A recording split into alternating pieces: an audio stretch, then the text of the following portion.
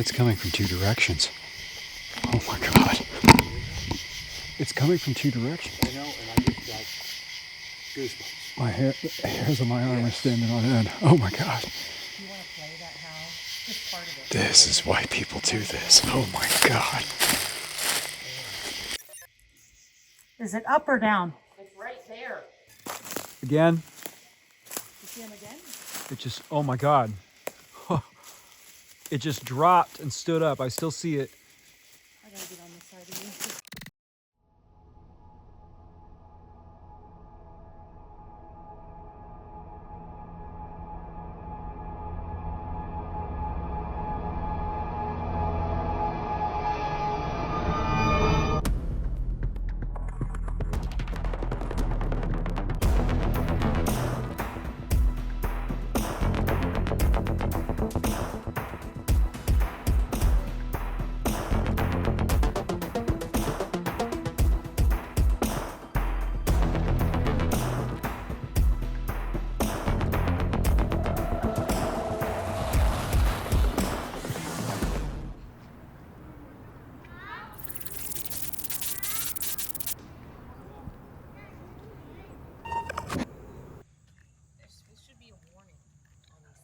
Are you ready to go on an adventure? Yeah.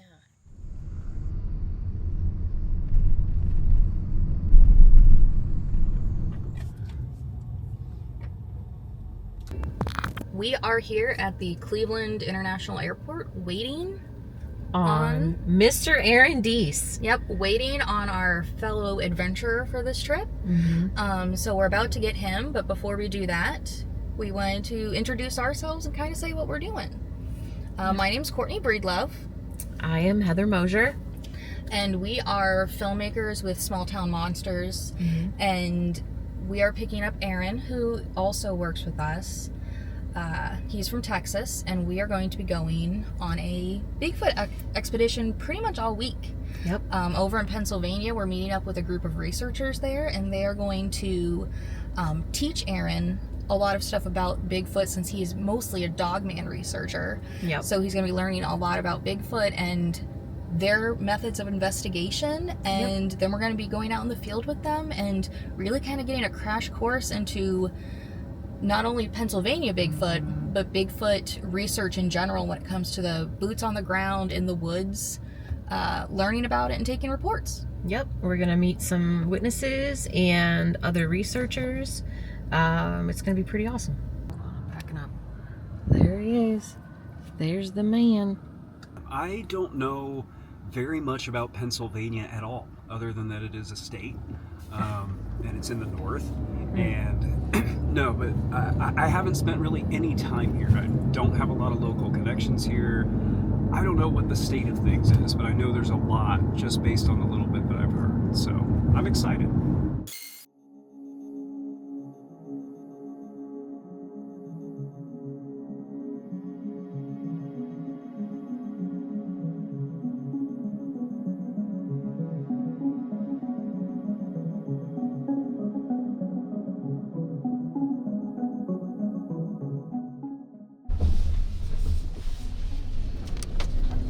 Seneca Point Fire Tower.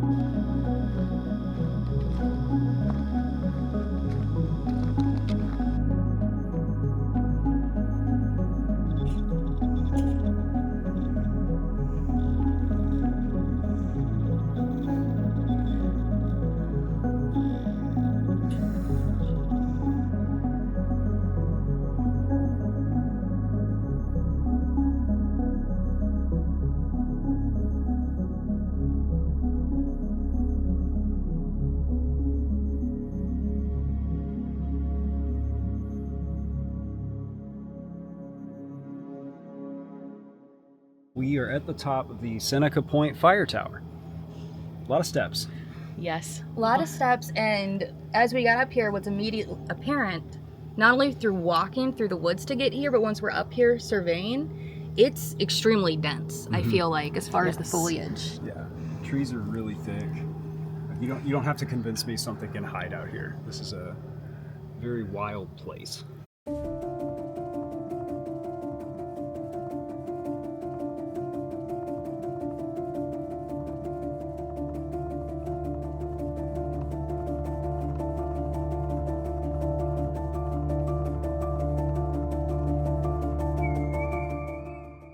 We've managed to get here to our cabin headquarters. We've scouted a little bit today, and we're waiting for our local investigators who are mentoring us to get here tomorrow. So what do we think of our initial impressions here? I mean, it's pretty thick forest here. It is not surprising that something could hide here. We already know, as we've seen, so many deer. So if there is a food source to be had, it's Tons here. of deer. 100%, yeah. Even during the day, we were seeing deer. When we went to that fire tower, we saw multiple. Just now coming up the lane, Yeah. on the way back from the fire tower. On this property, Deer? yeah. Yeah. 20 feet that way.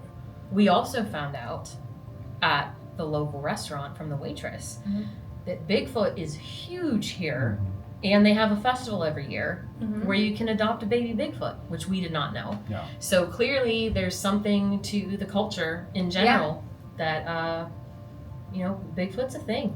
And we'd been here for 5 minutes and we saw a Bigfoot wood carving statue at the store, like I think 2 minutes down the road from here. Yeah. Well, and when we Excited to see were what else. hiking to the fire tower, we were within this forested region, lots of trees, very heavy foliage, Rhododendrons everywhere. and lots of insect sounds. We saw some deer, not a single bird. It was That's almost true. eerily quiet. Very I hadn't even thought about that, but you're Yeah. right. There was not a peep, not a chirp. None at all. Not a And it was a squawk. beautiful day. It was clear skies, warm out. You would think there Yeah. would be birds flying in a forest. But nope. But no. It would not surprise me if something were hiding out here. Like, you don't have to sit here and convince me that something could hide in the Pennsylvania wilds. Yeah. It's a Right. very wild place. It's aptly named. Yeah. Tomorrow we'll be joined by Sean Forker and Matt Arner. Yep. And we're going to be going out with them in the field and doing several things tomorrow. So it's good to get acquainted with the area tonight, and we're going to do some housekeeping stuff, and we will pick back up tomorrow. All right.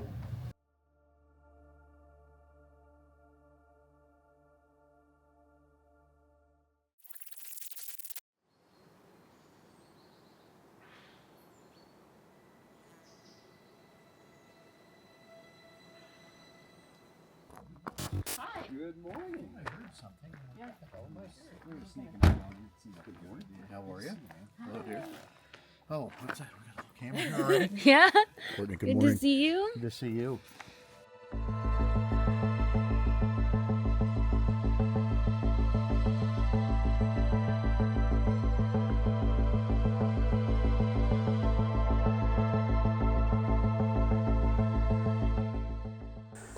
So Sean, tell me a little bit about where we are right now, because I'm still trying to get my bearings. So, Aaron, we're in Markton, Pennsylvania, which is still in Jefferson County. This is where there was a sighting that happened, not particularly here, but in the area in 1988. We have a resident dog coming to greet us. But what was odd about this sighting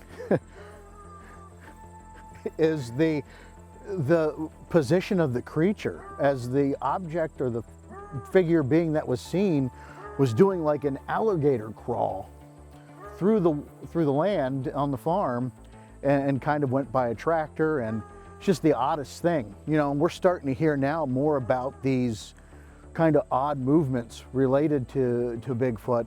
You've probably heard of the spider crawl, you know, this really insane ability for it to really get down low, maneuver itself. I feel like I'm hearing more about that lately. And maybe Right. It's where I'm looking, but yeah. No, but it's starting to become something that's being now spread out.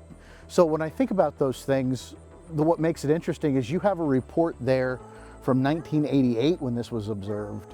Again, it's a behavior that hasn't been talked about more so until recently.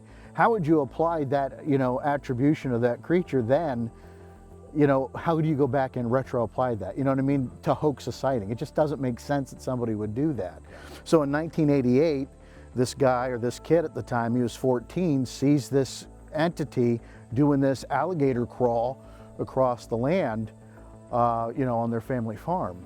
And that in itself is, you know, quite alarming. Now, he did say he heard a snort, which he attributed to deer, but I've never seen a deer move like that. You know, and obviously there's a difference between an upright, or in this case, a belly slithering primate than a deer. You know, it just doesn't make a lot of sense to, you know, attribute that to anything else. Yeah. Doubtful it was a bear, right? When you are in these areas, Aaron, folks know the animals around them, right? They know what lives in these woods. So just in my mind, not that I try to add to that, you know, to that case, you know, with my own projections, but these folks, they know the difference between the animals, and there's no reason for them to believe it would be anything other than something you know, unknown or undescribable. Well, in 88, you're talking 37 years ago, so Right. this is a time that people knew about Bigfoot, but it is not anywhere near, like with any of these historical cases, it's not at the level it's at today. Right, so I almost challenged that though a little bit, because in 88 you had a couple episodes of Unsearch Of, maybe you had Unsolved Mysteries that hit it in the 90s a little later, but you didn't have that constant flow of information we have now. Even books, you know, I only had a handful of books through that time. Most of them weren't even available in public libraries around here. So where do they get that information to even come up with a story? The likelihood of it being a hoax, or even something misidentified, in my opinion, is very low. It's very low. So you have a lot less likelihood of cultural contamination, like we hear a lot now. Like, Right. they've just heard about Bigfoot for so long, that's what they're thinking. Correct, correct. And that's where kind of a lot of the, you know, frustration I have with some skeptics come along the line. I respect the skeptical point of view, and I understand it's, you know, necessary. But at some point when you're going through these and you can eliminate every rational, you know, known being or any rational answer, what are you left with? Yeah. And why does that answer have to be irrational? Yeah. It just doesn't make any sense. In fact, I think it's very unscientific, you know, to do something like that. But, you know, again, we're coming to an area, you know, near where that sighting took place, you know, a cemetery. It's not unusual for Bigfoot sightings to happen in cemeteries in Pennsylvania. So you go down to the Chestnut Ridge, which runs through here. And this is a nicely well-maintained cemetery, but again, on the outskirts of cemeteries, hiding behind big headstones, oftentimes there's sightings that happen in places like this.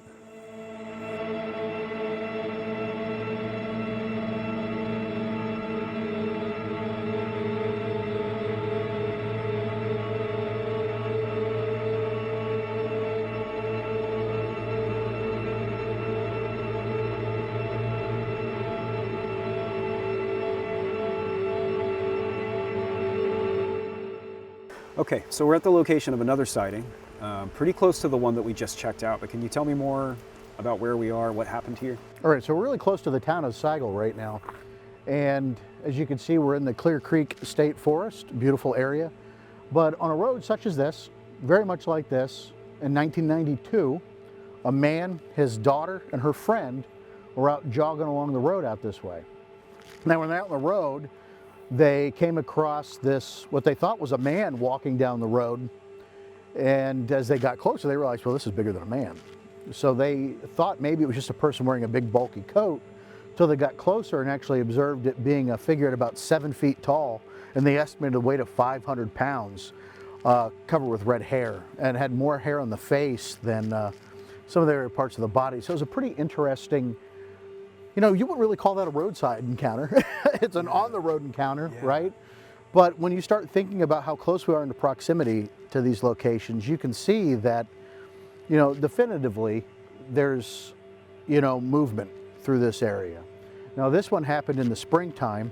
I don't recall when the last one happened, but what we're finding in these areas is that early spring, and believe it or not, where we're at now in the fall, are really peak times where we start getting a lot of these sightings reported to us.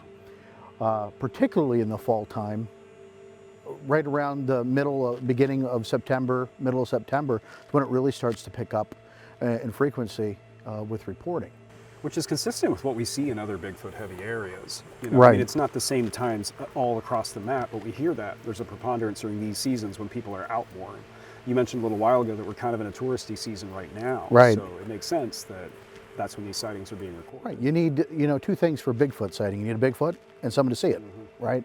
So we can't say that there's a pattern to this or there's a migration. Obviously, they're being observed year-round. We have winter reports. We have reports in the fall. Actually, we tend to get a lot of reports in the fall because that's when people start hunting.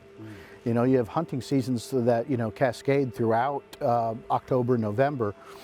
So you have people out in the woods, out traipsing about, and they're going to kick something up, through their motion. And that's when we get a lot of these reports that come through. Summertime, you get a lot of people out in the woods, but you don't often get a great deal of encounters in this neck of the woods for them. Why, I can't explain it. You think that, maybe some more, but spring and fall, man, that's when the reports really start coming alive. Maybe they're more active during that time, or they have some sort of biological need that kicks in. I don't know, but to a migration, I don't think there's a true migration with these creatures, but I don't know. That's when we tend to see them. I mean, and there have been more sightings in this area as well. Posting people up in the woods year-round, specifically with the intent of monitoring.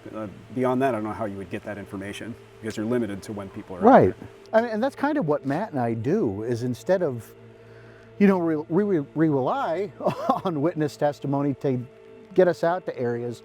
We research those areas, see if we can find any kind of trends, or we have folks that work on data with us, so we're not analyzing it ourselves. We send it off to a couple individuals that are real data crunchers. But in doing that, our hopes is, while we might not be the guys that get the definitive footage or proof that it exists, we can direct people that may have a better skill set in that area that can come and get video evidence or come and collect other evidence that we just may not have the capacity to do ourselves. So we're trying to find prime locations to direct, people that have a higher skill set to come out to these areas and see if we can get that evidence together. Yeah. And someone has to start that process. Right. And, why not us? We're pretty level-headed, and, honestly, we're out here talking to people and trying to get that information, and that's been the difficult part, that lack of a tremendous amount of sightings or more than just a handful makes it harder to kind of trend that data. And that kind of goes back to what we were talking about earlier with the cultural perspective here, and Right. how it's kind of working its way into the consciousness but hasn't been prevalent. So again, it's that initial barrier of getting, you have to know the story's there to even start investigating it. Well, our hope is that by coming to these areas and getting to know the folks on a personal level, we start building that trust, so they start talking to us and sharing these stories. Here's Sean and Matt. We know they're out here looking for Bigfoot. We also know they're going to take it seriously. Yeah. They're not going to make fun of us.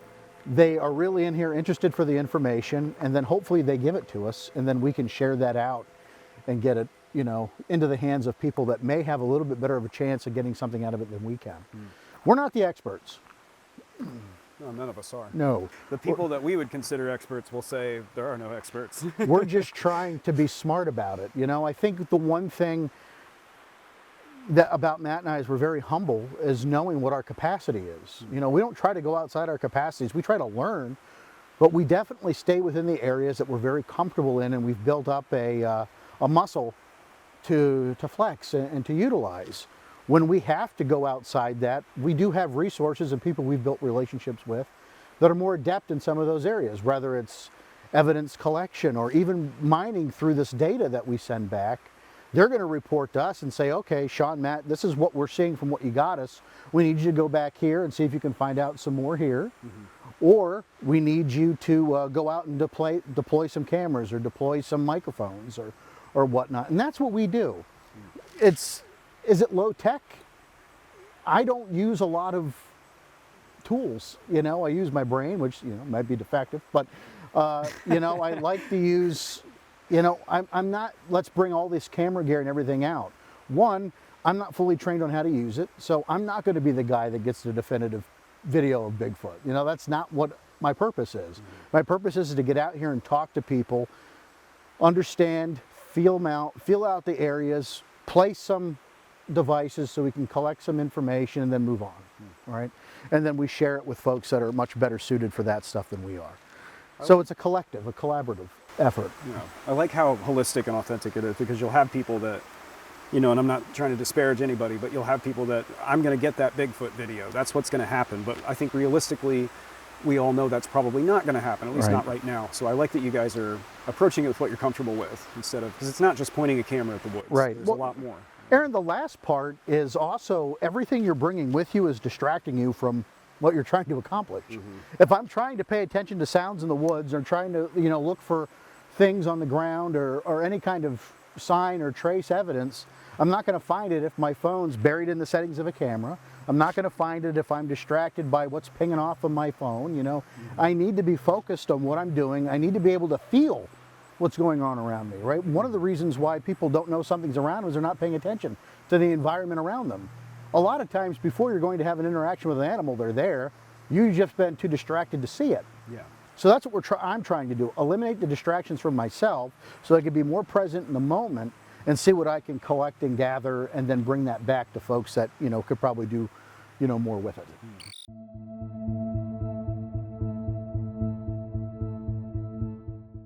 So we've gone, again, a little deeper into Clear Creek State Park. We've got another sighting here, I understand. Can you tell me more about that one, Sean? Right, now this one happened in November 1982 in the fall. Father and son going out hunting during the first part of antlerless season. And there was about, I believe, a foot and a half, or half a foot of snow on the ground, not a foot and a half. And, you know, while they're out here, they observed another, what they thought was another hunter. And they, you know, initially thought he was a little stupid because he didn't have any blaze or anything on indicating that, you know, he was out hunting. And in Pennsylvania, you have to be marked in terms of identifying yourself so you don't get shot, you know. Right, you don't want to do that, you know, kill somebody or get killed.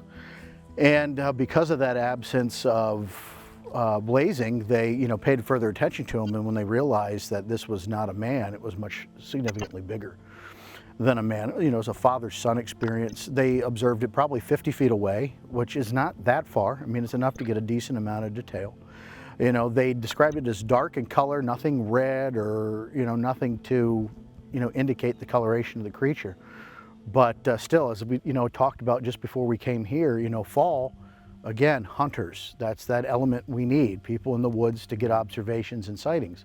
And while some of these aren't so dramatic, you know, they weren't chased for hours by this being or stalked or what have you, there's still significance in that something out of place was seen in this vicinity, you know, and continues that pattern of, you know, particularly during that 80s, there was, you know, probably far more sightings that have taken place that, you know, perhaps we need to uncover. So, which is what we're hoping to do while we're out here. Right. I mean, as we've been out here, we've seen folks out doing everyday recreational activities. I haven't been brazen enough to go up and approach one yet, but, you know, there's nothing to say that, you know, they're not going to get curious as to why we're here, and, you know, somebody might interact with us. Yeah. So happens pretty frequently. But, you know, again, we're out here in this area, as you can see. I mean, it's not anywhere close to town. It's out in the middle of the woods. This is a state park, so it has a little, you know, modernization and cabins and so on and so forth. But, you know, at its core, it's still heavily wooded, has a lot of geographic features that would be very attractive to an animal of this species. So yeah, it makes sense of why we'd be here and why folks would see them.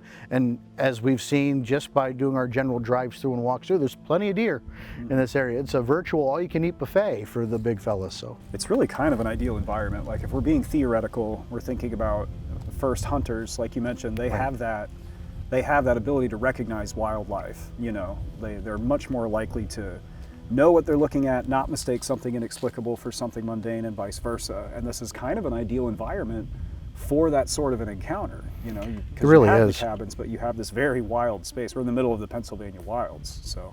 Right. Yeah. You know, in the Cook's Forest, this is one of the oldest forests, you know, original growth. Now, some of it has been logged and cut down, but if we were to go further into the Cook's Forest, we'll find trees that are so large we can't put our arms around them. I mean, it's old world forest here. So again, you know, you have these, you know, untouched, still rather virgin forests. You know, what really, you know, is that a retreat? Do they retreat back to these forests that they know people don't go to and tread to on a, you know, traditional basis? This is an area, a part of Pennsylvania that's very kind of we'll say resort driven, right? Vacation driven. Folks come out here, you know, between Memorial Day and Labor Day, and that's a heavily trafficked area. But as those dates, you know, close and this park becomes more empty, you know, you do have the folks that come out here for this, their typical, you know, daily walk or daily hike, and that's where we have some of those, you know, encounters like we're hearing about from the father and son, the hunters. So we had a concentration, it kind of seems like in the 80s, but as we go this week, we'll, never mind, I don't know where I'm going with that. No, and I understand what you're saying. The 80s seemed to be a very cut that wild line. time. And what's funny about that is Bigfoot wasn't on the brain, right? So we go into the 90s, we start seeing some more reports in the 90s, and we'll, you know, I'll show you more of those as the week goes through. But then also, it kind of dulls down until 2012, and for some reason in 2012, there's an explosion of Bigfoot sightings. I wouldn't say it's enough to call it a flap, but it was enough to bring me down here and make it a principal area of focus. And we have to wonder too, is that initial 80s wave, is that just kind of how it's been? And in the 90s, did the willingness to talk about it go down? Right. You know, we hit the 2000s, that's when the TV shows are getting popular and documentaries are making it in front of people. So Right. that's when that interest that we talked about is starting to come in. So I just wonder. Right. Well, it's an important thing to note too, that even though it's the 80s, it's a handful of sightings. Right? It's just a handful. So there's still not a lot of confidence.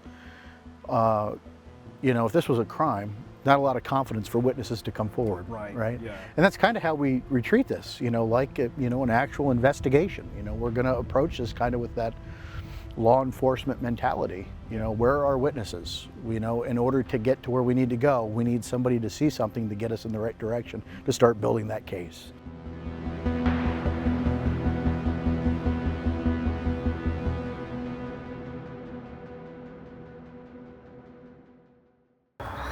Okay, so I think this would be a good time to kind of recap because we've covered a lot of ground. So, where have we been so far? Let's put this on a map in our heads. We've been in Jefferson County, so we've been in just one concentrated area on Route 36. So we really haven't ventured far off of that area. But you know, what's funny is, you know, in that small area, we've had at least 3 sightings, 5 that are documented, but 3 to the locations we've been to. It's interesting, right? You know, in this big, massive area of forest. And then there's some other cases that I've collected that I'll share with you, you know, specifically more closer to Forest County, which really kind of borders this area. So I think there's a lot more here, Aaron, than what we see on a map. And I think we owe it to explore that more and get more insight. I'm curious are there any consistencies or patterns that you personally have picked up on as you've started researching in this area? Well, again, you know, as we said earlier, when we were back at the locations, spring and fall tend to be when these sightings take place. And, you know, that makes sense because in the summertime, this is more of a resort area. The activity's probably driving them away to some of the more remote or, you know, pushed out locations where they may, you know, come into these areas during the spring and fall, maybe for better food source or just familiarity, or this could be their range. There's so much we don't know about these creatures, animals, whatever we want to call them, that if we knew a little bit more, we may be able to answer that with a little bit more definity. So I really think that when we look for patterns, spring and fall is the area we need to really be here in. We're here at a great time now, just as we're getting ready for the onset of fall, but a lot of the traffic is out. So what's going to happen is there going to be more moving in, and you know, again, if we can find some locals, it'd be nice to be able to talk to them a little bit. I'm curious as well about the disparity in coat colors, because we've talked about one report where it was more of a reddish Red color, brown, right. and then we talked about another where it's more in the brownish, blackish, Kind of grayish, dark, right. more traditional Bigfoot if you want. So I'm not sure what that might indicate, but that's something that stuck out to me. Do you have any white Bigfoot sightings in this area that you're aware of? Well, there are white Bigfoot sightings in Pennsylvania, light colored, definitely. I wouldn't say white, true white, as you know, when you talk about, you know, some of them like in Westmoreland County in 73, which is way down south of us. But there are, you know, sightings of lighter colored creature, more of a light tan. In fact, my own sighting was of a lighter colored creature. So, you know, they happen. You know, I've looked at some data recently, and the predominant coloration tends to be dark, not that reddish color. You know, we hear reddish as a commonality, but really it's dark. You know, you can put that in a couple different categories. Is it just lighting conditions? You know, hair color looks different in different lights. You know, you get darker color hair, grayer color hair as the light hits it from certain angles. You know, so you know, there's, you know, it's all based off personal perception, and we all see things a little differently too. So I don't think that's just indicative of someone's visual acuity. I think it's, you know, hearing. And the one thing that is lacking in some of these is the reports of any kind of audio interaction or any kind of a smell. Not a lot of smell that come out of those reports either. So I don't know what that says, if that's something that wasn't observed, or do you just you know, chalk that up to being out in the woods and your typical woodsy smells? Yeah. It's too much we don't know, like you said earlier. Well, hopefully later today we'll gather some of that data that you're talking about. So we're going to link up with our other research partner for the week, and we're heading out to one of your research sites, if I'm correct. We're going to hook up with Matt Arner, and we're going to head out to the Cinemahoning area, where Matt and I have game cameras and we have audio recorders. I think we're going to retrieve the audio recorder today to see what we have on that. So that'll be interesting to see if we got anything. I don't know how long we've had it out there, so shame on me. I'll need to ask Matt for some more clarity, but it's been out there for a little while anyhow. Matt, I want you to meet Aaron. Hey, Matt. Hey, Aaron. Aaron, great to meet you finally. Great to meet you. And you know Heather and Courtney, of course. I do. Yes. I do. And how long have you guys been researching together? Oh, God. A long time. Yeah. Yeah. Over a decade? Yeah. Right. It's been a long time now. Yeah.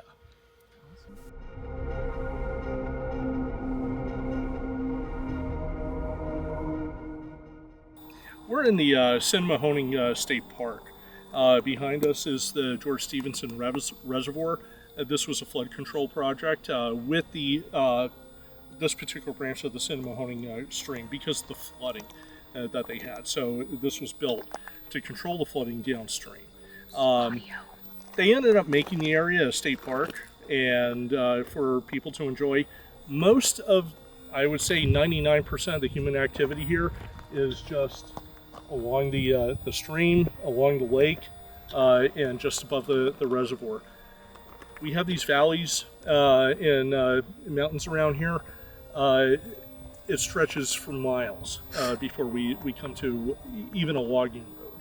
So we have a really good area here that is just outstanding for wildlife, particularly wildlife that doesn't really want that human interaction. So we do have a lot of bear, we have a lot of bobcats up here, we have deer, we have elk, and Huge elk area. yeah, huge elk area. So this is just a real fantastic area to come up and enjoy. You know, if you're coming up just to enjoy the woods, but if you really want to do some exploring, this is one of the best areas in Pennsylvania you could be.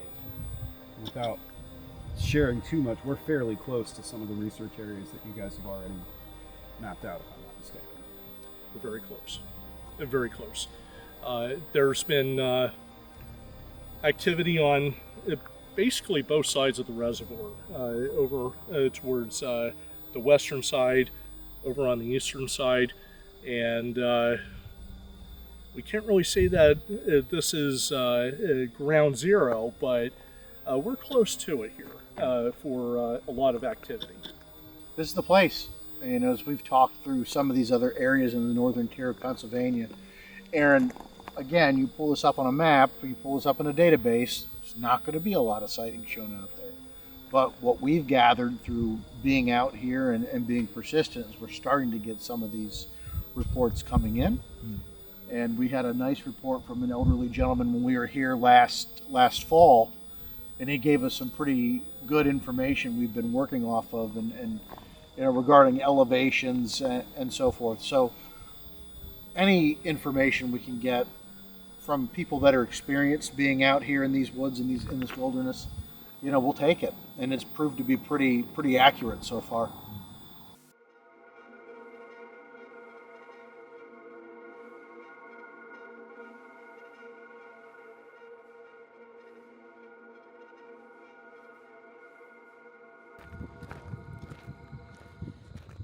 This is one of those you're in multiple places at once. Yeah, exactly. Right? Yeah. Aaron, really, you're in the middle of nowhere in Pennsylvania. We're adjacent to the Hammersley Wild Area. It is the largest roadless area in Pennsylvania. It's probably, I'd say, maybe about half the size of the city of Philadelphia, Right. if not a little bigger. There are absolutely zero roads. There's a few trails up here for the gas lines, and that's really makes this an interesting area. And we were talking on the way out here that there are a few sightings in this area that you've done some pretty extensive research on. I did. There's sightings that were on the BFRO website, where what they did was the investigators would say that it happened in Clinton County, it would happen in Potter County, it would happen in another Cameron County, and the dots would be all spread out. But what we ended up finding was that they were relatively close to this area. There's a road just down the hill from us called Montour Road, which stretches along the ridgeline. And off that road is where 3 of these encounters happened on the BFRO website that I was able to do a full investigation to determine the locations. And I found that the locations were relatively close to each other as opposed to them being far apart. So this area here is a little more in the wilderness. And I think because of the way that the ridges are, we're going to get a little more sound traveling to our recorder. So the recorder's been out there for about 3 weeks. We have a Wildlife Acoustics Mini recorder, which we'll show you when we get up there. And we're hoping that we got something. If we didn't get what we're looking for, at least finding other signs of wildlife, whether it's coyotes, owls, whippoorwills, any of those sounds that are in the night forest should be caught on that audio recorder. Right, and I think, again, if we don't get what we want here, we'll move it somewhere else. And we've been all up and down Montour Road and some of these other areas where we have some really good places to check out and redeploy. So it's not like if we get nothing here, it's done. Yeah. But to Matt's point, when you said these areas are very concentrated, and originally we didn't think so, when you look at a map and you see that some of these distances look pretty extravagant, they're really not. They're really close together. Yeah. In fact, a lot closer than we thought they were, and it was really surprising when we mapped it out. Yeah. Kind of speaks to our whole intent here is getting on the ground and getting into details with you guys. And Sure. if we were just going based on what's available online, we wouldn't know that this area has this potential concentration. All we would know is County 1, County 2, Right. County 3. There's nothing attractive about this area in a database, and that's part of the reason why we've chose to focus on a place like this, because we know there's activity here. And with the remoteness of it and the dangers associated with coming out here, hoaxing goes to a minimum. Is it always a possibility? Absolutely. But the reality of it is probably not. There's a lot of danger associated with this. I mean, aside from a heavy rattlesnake population out here, which you're just one step away from an ouchie, you've got very dangerous roads, and roads that there's no place to turn around. You got to back up, and it's just not for the average person, right? Yeah. You got to know the area out here to really play around and be comfortable with it. And it took us 2 hours to get out here. Yeah. Right. And there's a good chance if you did come out here to do a hoax, nobody's ever going to see you. Correct. Correct. And the one thing is too is even in some of these more obscure ridges up here, there's no direct trails going in here. In the Hammersley Forest, there's I think maybe a dozen to 20 hiking trails. Right. It's not many, and they're generally spread out. But there's areas between those trails that are off trail that are very hard to get to. And as you can see, we're not talking about nice gentle rolling hills. We have some pretty steep hillsides, and you'll see that later on when we go further. So the terrain has a tendency to get a lot more dramatic. Absolutely. As we progress further up down the road. Yep.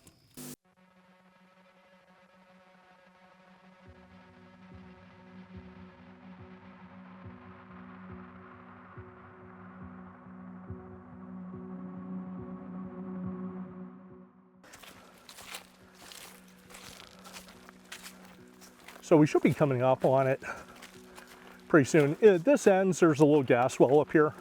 Do you have it marked with anything? I or- do. Oh, no. Okay. It's still there, I think. I could see it. Oh, that's good. Yes. This tree that I'm pointing at right here, Oh, I see it. I have a little bungee cord set up. And you can see the recorder, and it's going out this way. We may be able to walk up to the top. It does look like there may be some clearing up there, so we can see the type of terrain that we're dealing with. All right. All right. So, Let's go in. who's coming with me? All right. Just watch out for snakes. I am.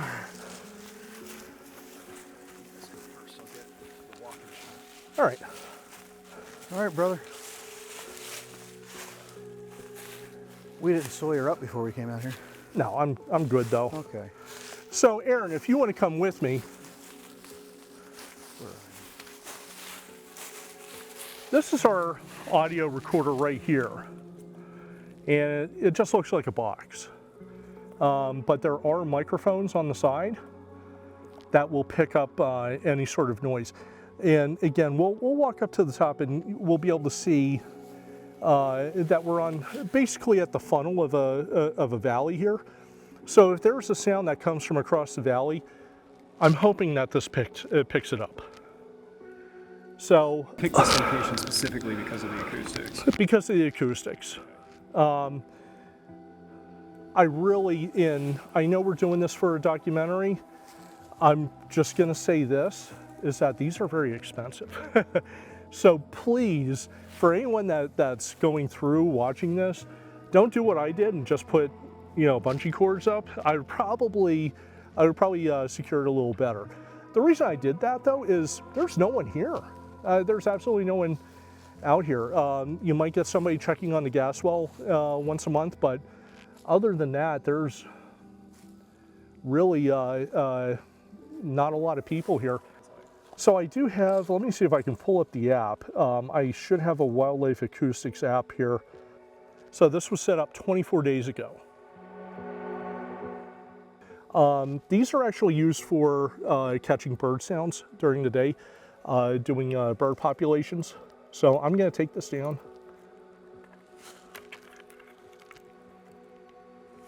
And again, we have a little microphone right here.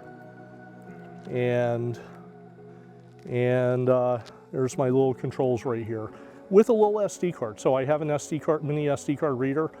I'll plug that into my laptop when we get back and run it through Audacity or another one of the programs to see if we got anything from that. So, all right. Well, what I want to have you guys just take a further walk up here, just to see if we could. I haven't been up to the top, so I don't know if we're going to get a good view.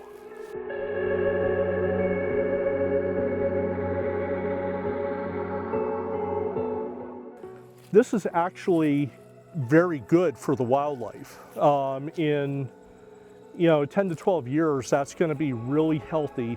That's going to be good food for grouse, for Turkey. turkeys, deer. Pheasant. Yep, all the wildlife. A lot of the songbirds, which again they're important to the environment as much as game animals. And those game animals are going to bring in predators, coyotes, bobcat, bears, anything else. Now this one's been cut down, but usually these have a nice amount of bees. Yeah, On a good day, you can hear hundreds of bees buzzing in here. yeah. In little areas like this, it's just, again, those little wonders of nature. Yep.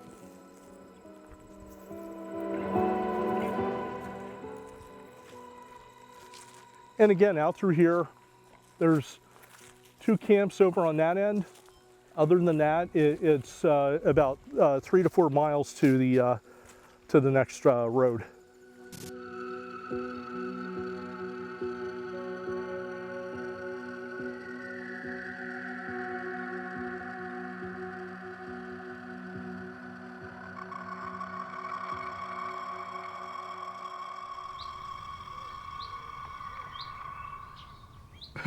Well, Aaron, this is the fun part, because now we have to listen to it. And there is a lot to listen to here, so we're probably going to be burning through and hopefully we have something on here that's significant or substantive. Like there's just an awful lot to pour through. There's a lot of files here. Yeah, for 3 Yeah. weeks, it's robust. Yes. 24 days worth, I think we said. 24 days, yeah. Okay. The one thing is both Sean and I are pretty well versed with the sounds of any of the creatures here, in this area at night. So we're able to readily say, okay, we have an owl, or we have a coyote, or we're having I something can else. roll out this first one. It's you. Is it? Oh, well then that's even better. That's good today. So anything at this timestamp, that's got to be you. Yeah. But we go down here to the 1 a.m. Unless you've developed some sort of sleepwalking, probably not you. Hey Matt, Yeah, you might want to come take a listen to this. sure. Now it's not. I played it back. We're just a couple seconds from it, but just listen. I cranked the sound up, so.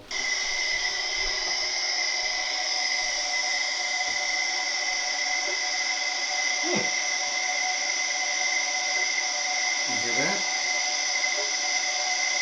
Now, that's hitting it at different levels. That There's is. almost like a sound as the pitch of it is changing.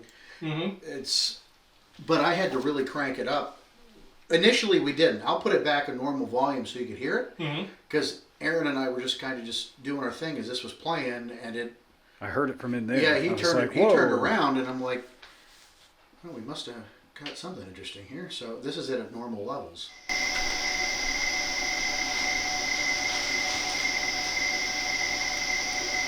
Hear it? Mm-hmm. And actually, it's early. It's 4 minutes and 11 seconds.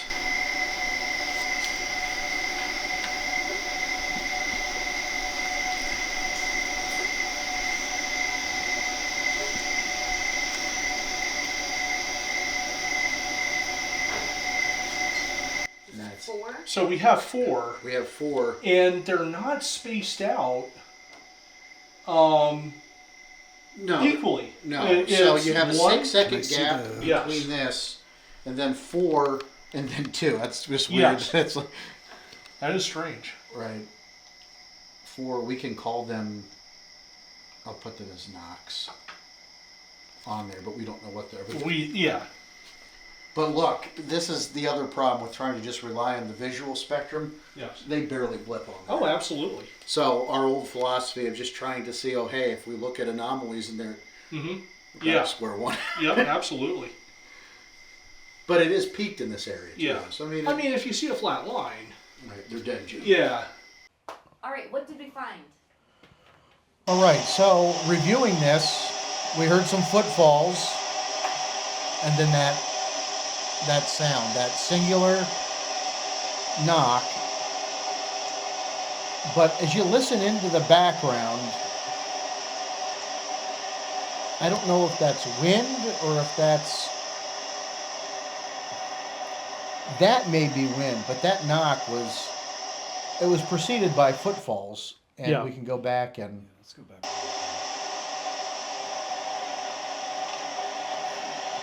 There's the movement. More movement.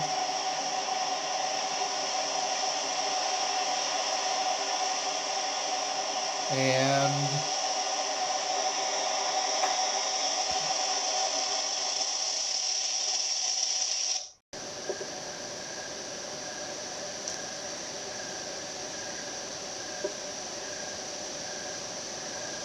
now we could be getting excited about many things, but we've been listening to this for a while now.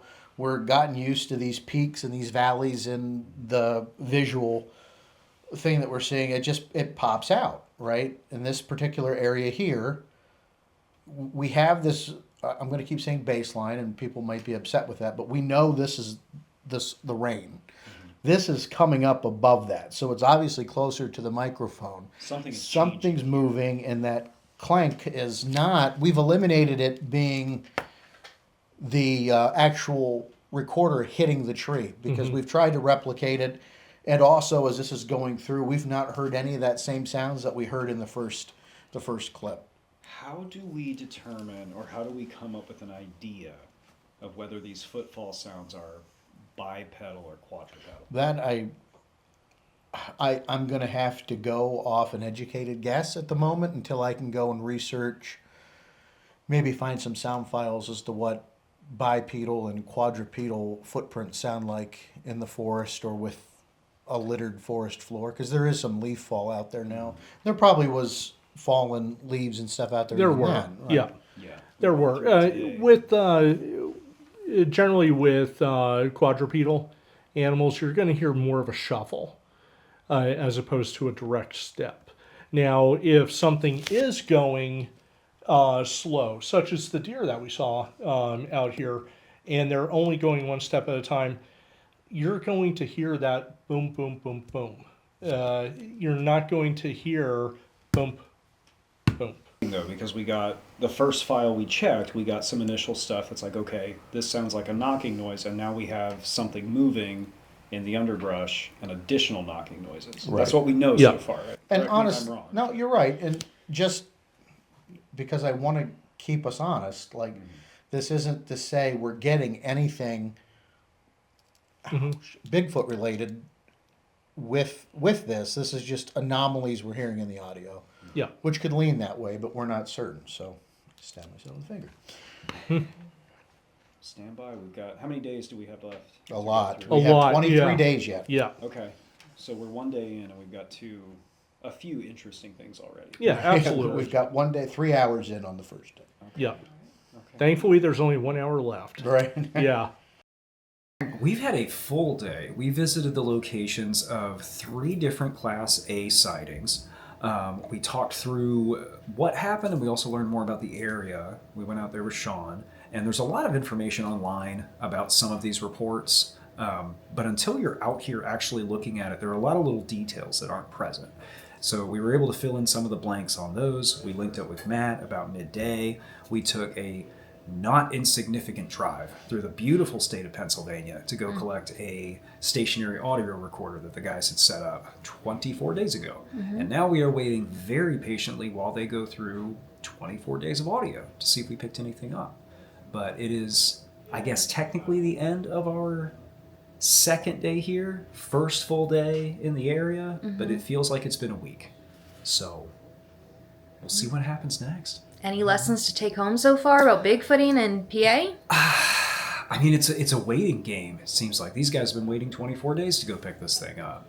So it's definitely an act of patience. It's not what a lot of people are seeing online, I think, or what they like to imagine it as, where you're just charging off into the woods. It's very much about patience and numbers. So we'll see if we have any numbers here that add up. But I'm excited.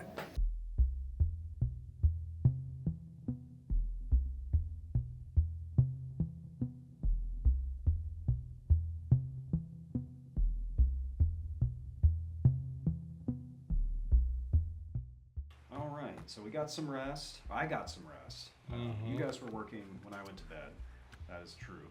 I think this is a good time to maybe look at this again with fresh eyes, kind of talk about what we picked up on the recorder and, a little more about the process as we're going through it. Because I've had some time to observe you guys kind of discuss and analyze this. Right. So, Aaron, last night we went through, we had that whole discussion about establishing our baseline, what that looks like on the spectrum, and we're using terms that work for us so we can communicate better fluidly. I know there's probably professionals out there watching this who are going to be like, these guys don't, and you're right, we don't know what we're talking about. So we're just using terms that make sense to us. So if we're wrong, give us grace. But we're just looking at these little peaks here. Anytime we see something that peaks above that established baseline, whether it's the wind or whatnot, we take a look. And through that one segment, we got quite a bit of audio. And while it's exciting, we've proven, hey, the equipment works. So that's a big deal. That's, what we want to see. But then also we're getting a lot of sounds of known animals that we would expect from the area. Owls, coyotes, some rain, some thunder. So there was a thunderstorm that moved through that was really fun to listen to. But I think some takeaways that I have, Matt, we should probably move a game camera to opposite of the recorder, or at least close to it, so we can actually see what's coming in to make some of those ground sounds. We know it's a known animal. Sure. But I'd like to see what it is. Yep. Because it's hard to tell just by audio footprints. I agree with you. And then, again, that just gives us the ability to see what we're hearing. But then also give us more ability to be more accurate with weather and what's going on, so we Yes. can eliminate atmospheric background noise. Correct. So we can definitively say, oh, hey, well, that's wind. Hey, that's rain. That clanking, that tapping Yeah. that we heard last night, we Yeah. can finally figure out what that is. Oh, sure. Because there are several times where I'm listening to the audio and that we've listened that there's clearly something moving Yes. and there's noise being made. Correct. I just don't know what that is. Yeah. Is it something that is being made through movement and it's like bashing it against the tree or slightly knocking? Or is it something on the ground that's making the knocking sound? Yeah. I just can't identify it. Yeah. It's exciting, and I know there were some moments last night where we thought we had some wood knocking. I really just go back to believe what we're hearing is that. I agree Is with that you on that. clanking sound? Yep. So, yeah, I mean, it's disappointing a little bit because, yeah, we would love it to be Bigfoot, but you know what I would also love? I'd love it to be able to be perfectly known what it actually is. Yeah. Like, Yep. The mystery is just as exciting as the possibility that it could Right. be an unidentified primate. And I was having fun last night, man. I think we caught some of those reactions, but every time we get something, you get this little charge. You know, that's more about my feelings than the research process. But no, you're not I'm wrong. having fun. This is And, exciting. and it is going through and looking at this, listening to it, because I think there's always that hope we're going to get that really strange audio file. But plowing through this as we have, and remember, we've done this really quickly, so we'll probably want to go back and go over some of this stuff finer. I'm just happy with what we're getting, though it may not be, it's probably not Bigfoot, it's still really cool, and it's a Yeah. great process. We've also got a sample group of known sounds from this area. Right. So if you guys do Correct. place the recorder in the same spot again, there's kind of a quick reference guide of things you can reference if I'm thinking about it correctly. Right, we know exactly what's making that sound, so we can kind of move on. Really quick, move on. Okay, hey, at 14, 13, 12, you know, that's what this, definitively we can say what this sound is. And We had Bob the Owl, and 2 hours later we had Joe the Coyote. Joe the Coyote, Yeah. we're not going to go with Larry this time. Yeah. We have some new animals out here. And potentially something like a porcupine or Yeah. a fisher or something Yeah. that is playing with the camera. Yeah. Or not the camera, the microphone. Yes. Because something's clanking it around. Yep.